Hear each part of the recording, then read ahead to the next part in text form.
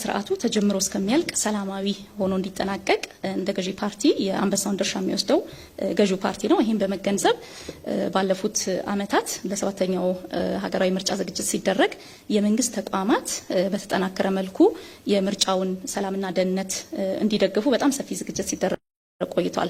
በአጠቃላይ በሰላምና ደህንነት ተቋማት ላይ የተደረገው ሪፎርም ተጨምሮ እነዚህ ተቋማት በገነቡት አዲስ አቅም በመላ ሀገሪቱ እንግዲህ ከ50 ሺህ በላይ የምርጫ ጣቢያዎች ያሉባት ሀገር ነች። በጣም ሰፊ ሀገር ነው። ስለዚህ በሁሉም ቦታ ደህንነቱ ተጠብቆ የምርጫ ቦርድ ስራ ያለምንም መደናቀፍ እንዲተገበር እየሰራን ቆይተናል። ከዚህ በትይዩ ደግሞ ከምርጫው ጋር በተያያዙ የሚነሱ ኢንሲደንቶችን በተመለከተ ቶሎ ምላሽ መስጠት የሚያስችል ስርዓትን በፌደራልም በክልልም ደረጃ ተዘርግቶ እየተሰራ ይገኛል። ይሄ እንደ መንግስት ያለን ኃላፊነት ነው። እንደ ፓርቲም ደግሞ ብልጽግና ፓርቲ ይሄኛው ሀገራዊ ምርጫ ነፃ፣ ተአማኒ፣ ፍትሃዊ ሆኖ እንዲጠናቀቅ ያለው ቁርጠኝነት በጣም ከፍተኛ ነው።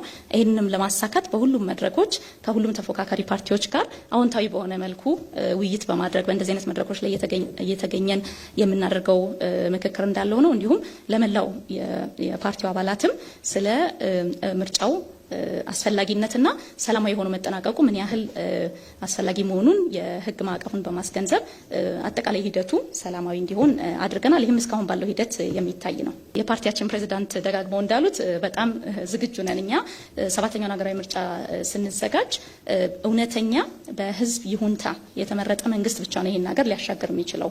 ስለዚህ ስንፎካከርና ራሳችንን ስናቀርብ እንደምንመረጥ ተስፋ እናደርጋለን። ያ ባይሆን ግን የገነባነው የመንግስት ስርዓት የመንግስት ለውጥን የፓርቲ ለውጥን ሊሸከም የሚችል ስርዓት እንዲሆን እየገነባን ስለሆነ ዝግጁ ነን።